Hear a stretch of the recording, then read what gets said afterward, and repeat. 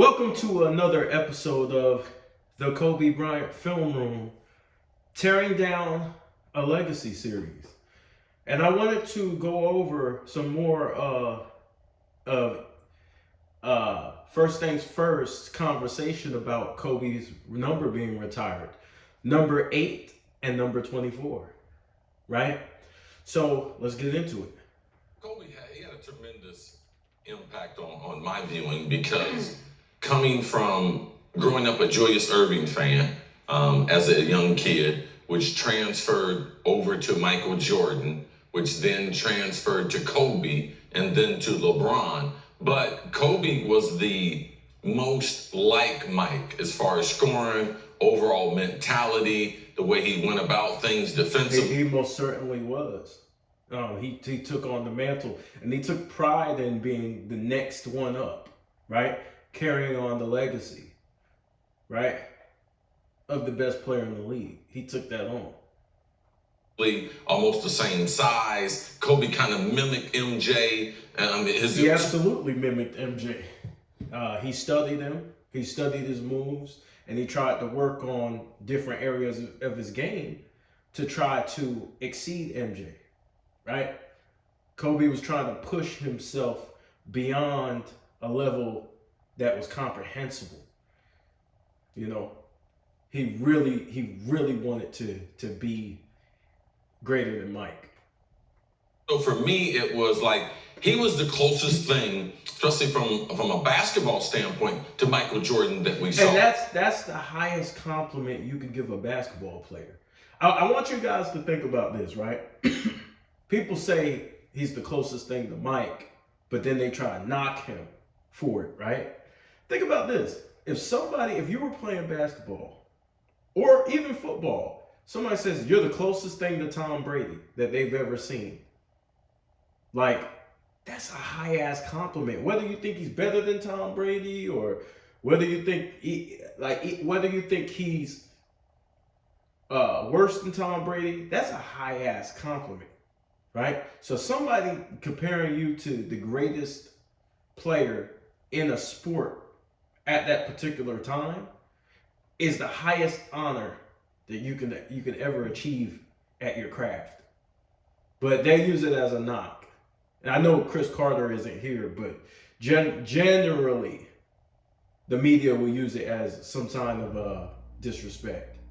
So, and with Michael being my favorite player at the time, it was great because the Lakers, since I was a little kid, my brother was drafted by the Lakers. The Lakers have been my favorite. Wait, what about Tim Duncan? But see, he's going through what Chris Carter's going through is what we all seen. I didn't see Dr. J, but I was lucky enough to watch Michael growing up, right? We got to see Michael, and then Kobe came, right? But they want to make it, the media wants to rewrite history and say it was Michael, then it was Tim Duncan. Then it was LeBron. Team. So besides cheering for Michael Jordan, I've always cheered for the Lakers. I have Lakers warm-ups. And Tim Duncan's a fantastic player. He's a great player, and he was dominant, right? But they're trying to rewrite history, and they're using Duncan in order to do it, and that's why I kind of go at Duncan a little bit, but not really because I respect Tim Duncan, but I go at it a little bit because they're trying to tell us we didn't see what we saw, right? That's what they're trying to convince us. Of Lakers t-shirts from all the way back. So seeing Kobe with... Is it possible to help keep our online platform safe from cyber threats? Or use predictive monitoring to address operations issues? Or power thousands of mobile check-ins? With global secure networking from Comcast Business, it's not just possible, it's happening. Which I thought was going to take the torch from Michael Jordan as the best player in the world and playing for the team that I love and competing for championships. It was amazing. It was amazing to me, his overall work ethic and the way he worked. Now, do you hear the overall, the way Chris Carter is talking about Kobe? This is in a respectful way, right? In this video, it's in a respectful way. he's doing it in an insightful way. He's giving his own personal experiences, and he's also honoring what Kobe was as a player to him, right? Nothing wrong with that, right? It's his day in the sun. Kobe's jersey being retired, right? This is how you're supposed to speak about a player, right? His skill level to become one of the most amazing scorers, one of the most amazing offensive players that we've ever seen. So what I remember would be him coming in as a kid and tremendous expectations, but how hard he really worked on his game and how much he loves basketball. The love of the game and the work ethic, right? He worked his ass off. I witnessed it. I watched him over the summer work on this game. I watched him go and work out with Hakeem Olajuwon, right? I watched Kobe grind and work his way up, even after a loss, right? You ain't gonna win all the time. Even after a loss, he's in the gym. You know, we lost to the Celtics. What did he do? He came back stronger. He came back better. And that's what you do. Those would be the things that have the lasting impression of Kobe Bryant on me. And longevity. Kobe in year 17 gave you 27, 6, and 6. In year 17. So here goes Nick Wright. Let's see what he does. Year 18, his body broke down, but he had basically from year 2 to 17 just a tremendous run. And I want to say some facts about Kobe Bryant. He's the second best two guard ever, behind only That's Mike. not a fact. That's an opinion. That's an opinion, bro. It's a popular opinion, but it's still an opinion. He is without question one of the 10 best players in the history of the league. And he is undoubtedly one of the most fearless players in the history of the league. However, with all of that in his column, we also have to be honest about one of the reasons Kobe is idolized the way he is, not just because... Here we go. How many of you think he's going to keep the compliments going? We wouldn't be here if he did that, y'all. The Lakers. And not just because of the championships. It's because sports fans fetishize almost the style in which he played, which is the I will always take the last shot style, even if that was that was Michael Jordan's style as well. And actually it's not the I will always take the last shot style. That's not true. Other players took the last shots. Kobe wanted the responsibility because when you're the best player in the world, it's your responsibility to close. You know how much fucking money these guys are making? And they don't want the ball in the last minutes of the game? Think about this, right? Nick Wright wants you to believe. I played basketball, right? And I'd be outside practicing on my goal, and I would shoot. And when I would shoot, I would say 5. I would count down. 5, 4, 3, 2, 1. Go to another spot. 5, 4, 3, 2, 1. Another spot. 5, 4, 3, 2, 1. The reason why I did that is because I wanted to be ready in the clutch, right? And I know I'm not the only basketball player or basketball fan who's done this, right? We all practice shooting in the clutch. When the game's on the line, when the game matters the most, that's what we practice, right? So no, everybody lives for that moment. Basketball players lives for that moment. And see, what he's trying to do is he's trying to diminish that, and we all know why, right? wasn't the right... We don't practice passing in the clutch, bro. Right? We don't practice passing in the clutch. Although passing is important, and then, of course, if you don't think you can make the shot, give the ball up to a teammate who's closer or got a higher percentage to make the shot. The problem is, in those situations, it's all of the logic of team ball goes out the window. Because Kobe's not gonna trust a guy like Jordan Farmar to bring it home, right? Not when he's on the floor, right? Not often, right? Sometimes maybe if the circumstance is really dire, but usually it's Kobe closing out those games. Why? Because he's gonna get all the blame, and when you're gonna get all the blame, you have to take that shot, because we're gonna take this shit home, and it's gonna be on my back. Right? So hell no, we're not gonna put the ball in somebody else's hands so y'all can blame me.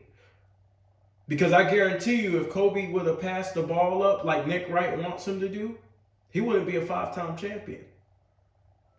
Right? He had to do it in 2000. He had to do it in 2001. He had to do it in 2002. I'm talking about clutch shot making in the playoffs. He had to do it in 2008. Well, 2009, I mean. He had to do it in 2009. He had to do it in 2010. Hit clutch shots, right? He wouldn't be who he is if he did what Nick Wright wanted him to do. And he have a worse finals record.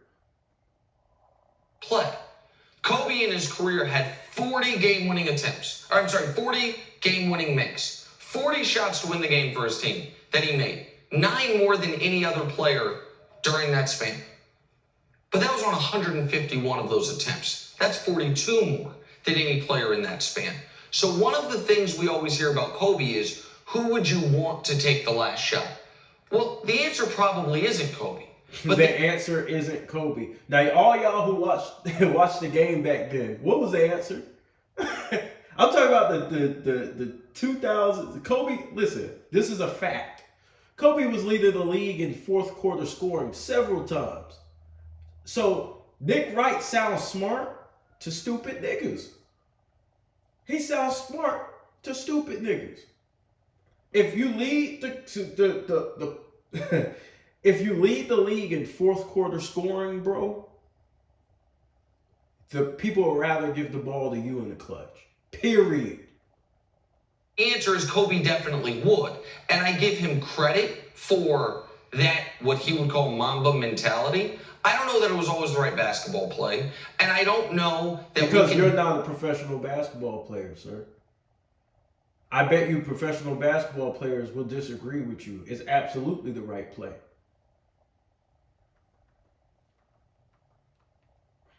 Disregard the parts of Kobe's game that pushed away some potentially great teammates. That maybe is one of the reasons the end of his career. Who was this potentially great teammate he pushed away? Who was this guy?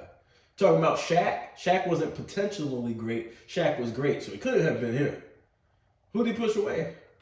The way it did aside from the injuries. But he's undoubtedly one of the 10 best players ever, and he's undoubtedly the second best guard ever. I don't think he's best player in his era, and I don't think he's most dominant. See, there we go with the bullshit.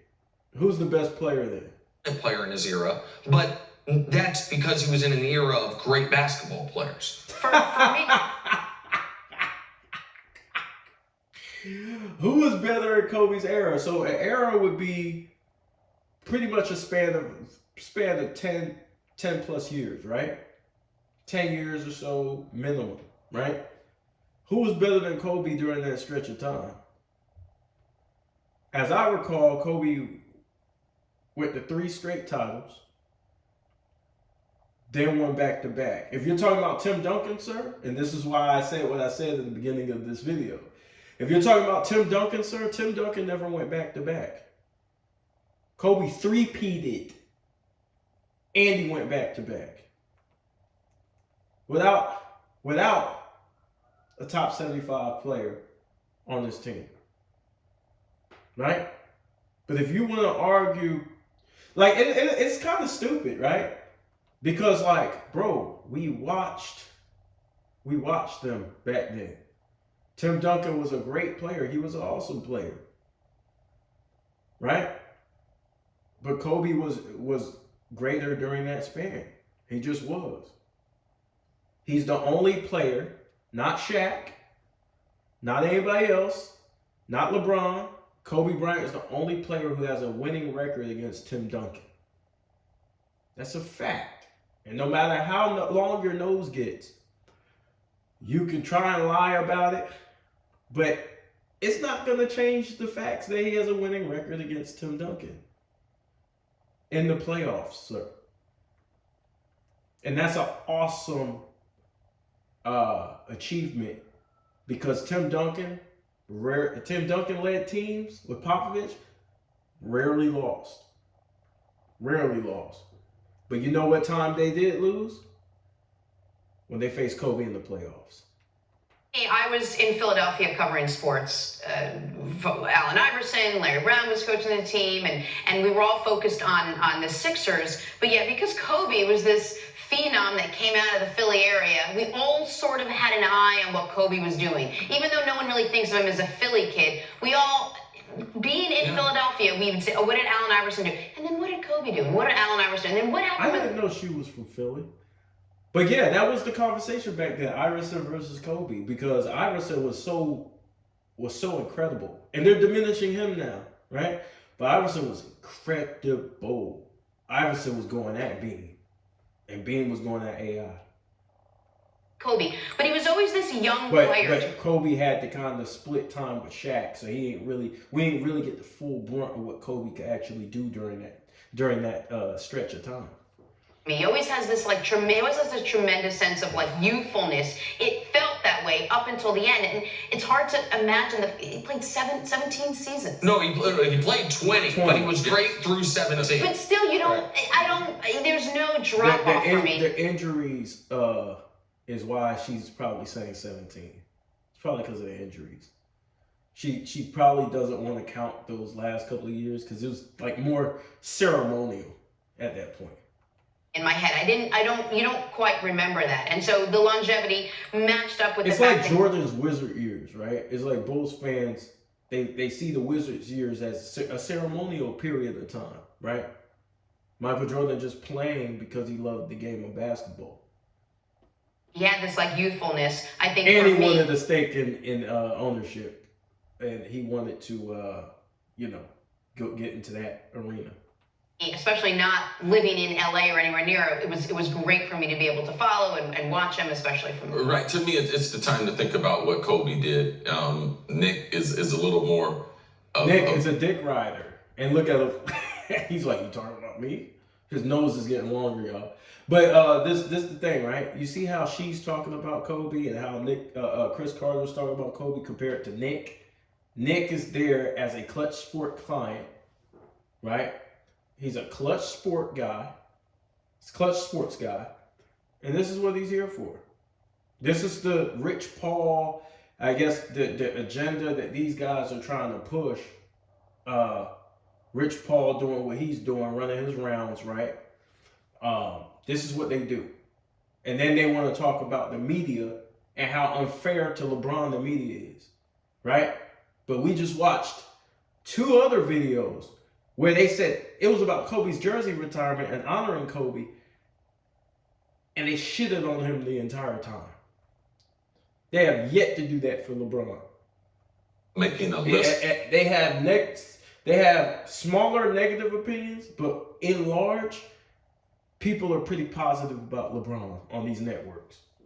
Type of guy, but you're talking about one of the greatest basketball players who ever played. Definitely one of the best offensive players ever played. Yep. The mark that he left, not and only one of the best defensive players as well. On the NBA and following in the footsteps of people like Jordan. And when he left the NBA, he left the NBA in a better place. Not necessarily the Lakers, but basketball. He helped carry the league. Right? He helped carry the league because if he wasn't there, then what? The face of the league will probably be Tim Duncan because Tim Duncan had the team to keep winning, right? LeBron was one of the faces of the league, and he was next up.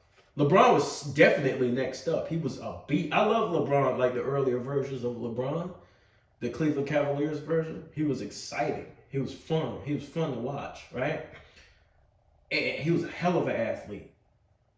Dude was taking off from the free throw line, head above the rim, looking down in that shit. I love that version of LeBron.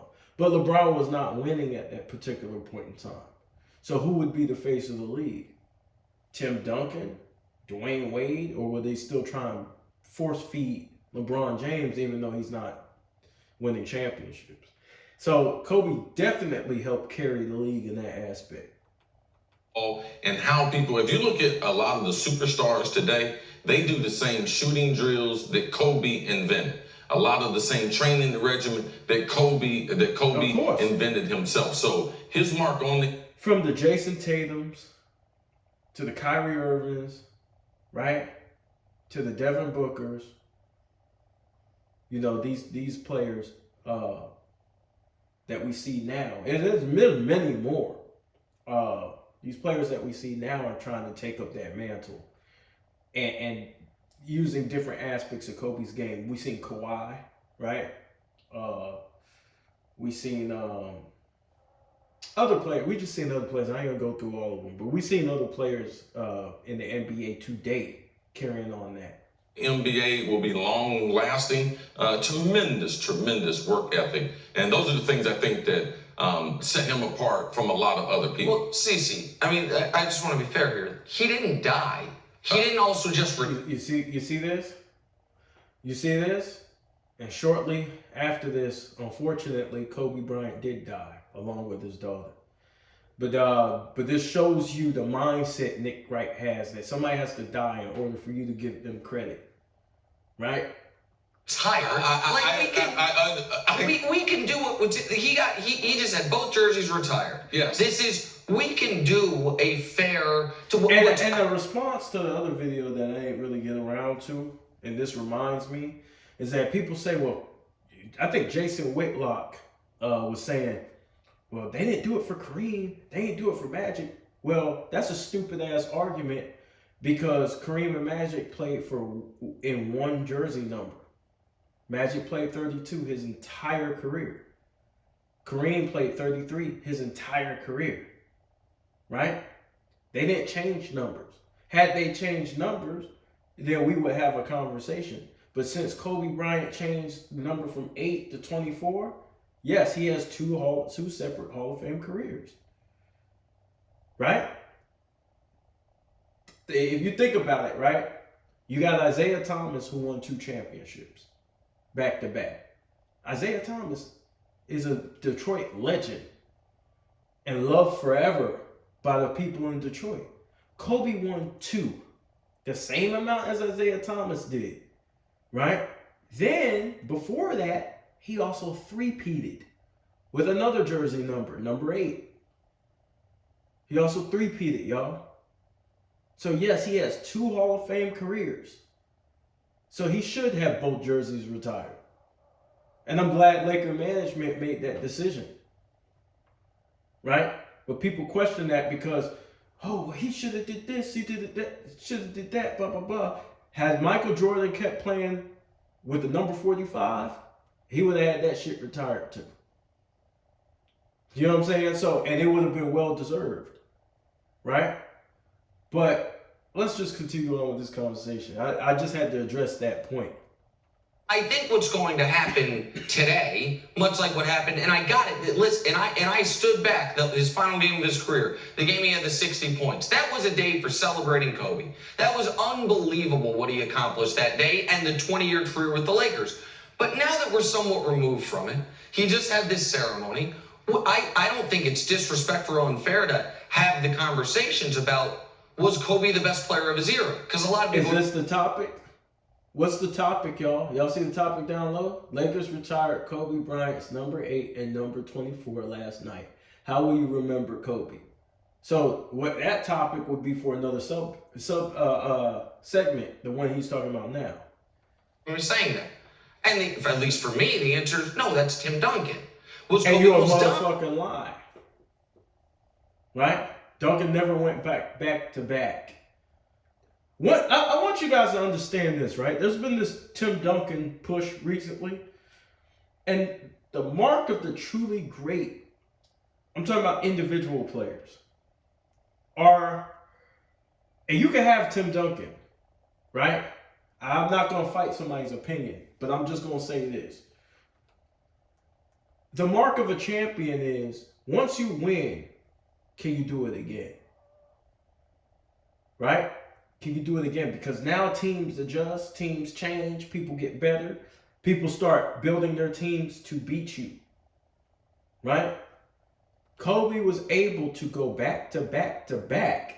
And then later on, with a lesser team than what Tim Duncan had during his championship years, he went back to back. Tim Duncan has never went back. Even if you want to count the Shaq years, oh, Kobe had Shaq. What about without Shaq? Why didn't Tim Duncan go back to back? Why didn't he? Why did he never go back to back? You know why he never went back to back? Because that man in back of Nick Wright stopped him from going back to back. So you see, the Spurs won a championship in 2007. Guess who they ran into 2008? Enough said. Player in his era. The answer to me is that no, that's his teammate Shaquille O'Neal. I know we had Magic Johnson, we'll talk about it later in the show, say Kobe's the best Laker ever. Well, if we're being fair, he's probably close to the 4th or 5th best Laker ever than the best Laker ever. So we can. The question was, what do you remember? It is obvious that you remember more negative things. Exactly. Chris Carter's got to laugh because this nigga's a clown, bro. He has LeBron on his mind. How much money is Clutch Sports paying this guy, bro? And people, and look, when you're honoring LeBron, how many times do people honor LeBron and then they have an argument of why he's not the greatest Miami Heat player, greatest Cavalier of all time, or some shit like that? Some silly ass shit. When LeBron gets his jersey retired, what will be brought up? I'm going to be there. I'm going to record it. And then I'm going to come back and I'm going to say, what's the comparison? What's the comparison? How do these two things differ? How do these two videos, the praise he gets versus the praise he gets? LeBron wins a title in LA.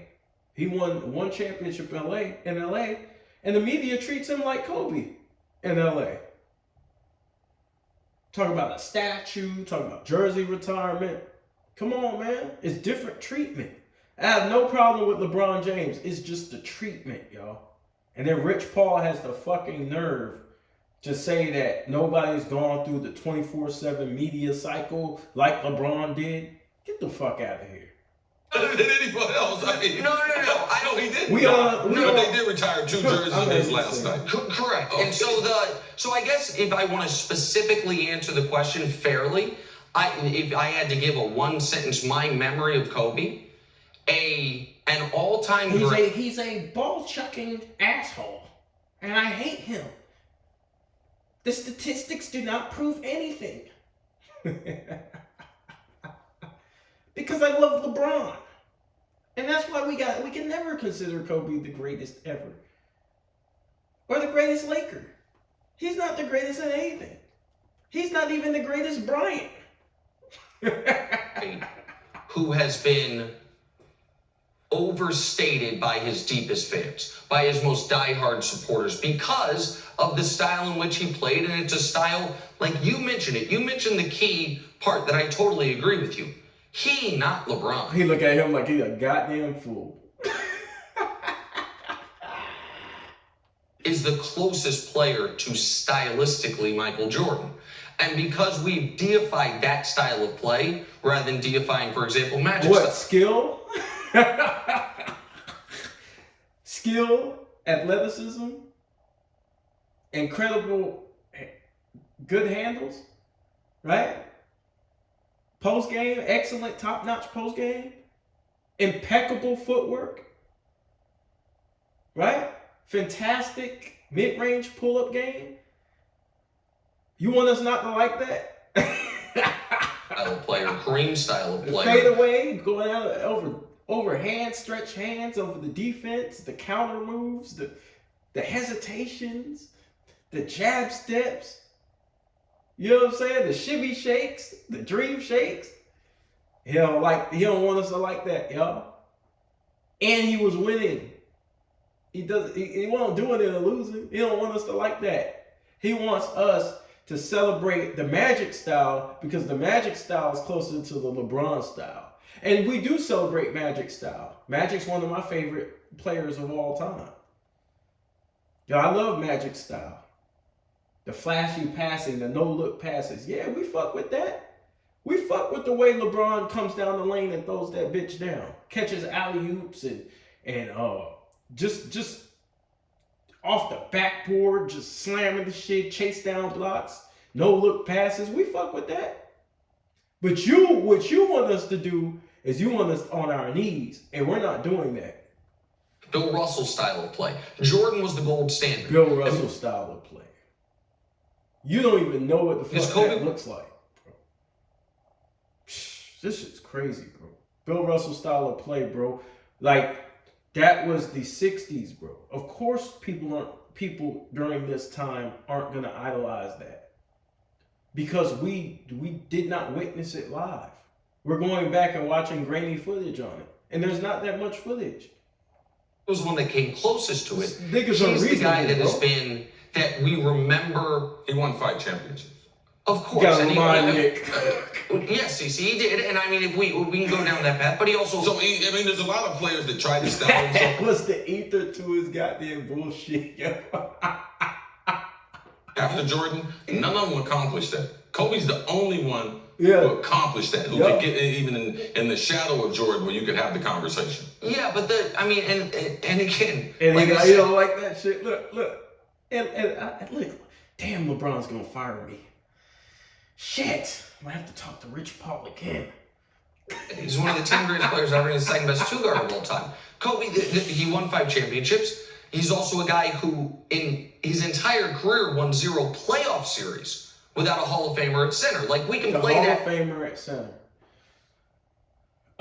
Who's the Hall of Famer at center that Kobe went against in 2009 and 2000? I mean, that Kobe had on his team in 2009 and 2010. Who is that person? Last time I checked, Pau Gasol played power forward. You talking about Andrew Bynum, somebody who barely played? Because you like statistics, 7 points a game in the finals, in both finals series. This is the all-time great center you're talking about? Or you must mean Pau. So when you're going to discredit Kobe, you need to be accurate, right? And Pau had his peaks and his valleys, right? Everything with Pau wasn't all good neither. Pau was criticized for being a soft big man. Kobe had to push Pau. Almost like Mike had to push Scotty, Kobe had to toughen up Pau. Because Pau would players would play physical against Pau. Pau wouldn't always box out. Pau would be inconsistent in his effort and his energy on certain nights. You know how you get this assessment? Because I watched it. I was there. I know Pau's game. Pau is highly skilled. Right? Post moves, one of the skilled post players ever. Left hand, right hook, left hook. Right? Post fade. Right? Mid-range game. Right? Could pass his ass off as far as a post passer. Right? But he lacked certain intangibles about him, which didn't let you see his full potential on some nights, right? But Pau is a great player, but this bullshit that Pau was somehow Kareem Abdul-Jabbar and Kobe just rode on Pau's back is bullshit. We can go back and forth on that. Like, we can, in the prime of his career in 3 years where he didn't make it out of the first round of the playoffs. Like, I don't think it's. That's for a different day. Why? Why? Why? Listen, bro. Rich Paul's gonna call me after this segment. You gotta understand this. I'm gonna lose my job and I'm not gonna be able to wear these suits anymore. That's what we remember about Kobe. We're just getting it started. What do you remember? That's what I remember. Okay, and I'm just, the point that I'm making is I think weird, you remember the like, entire. You are weird, bro. You coming off like a fanboy, bro. Like, the shit ain't even about LeBron. Of the career, the peaks and the valleys of it, and I don't think that's. Look, Chris Carter's like, goddamn, this is what we doing. Now, I think Chris Carter accepted it now that that's part of the job, so he just shut the fuck up and just let Nick do it. But back then, Chris Carter's reactions was like, yo, why are you doing this? And why are you picking right now to do it? Fair to Kobe, no matter the day it is. Thanks for watching. Okay, Subscribe. so that's gonna do it for this episode of the Kobe Bryant Film Room. I hope you guys enjoyed that. Tarnishing the legacy of Kobe Bryant. And Nick Wright, we had to focus on him because he's one of the main violators of that.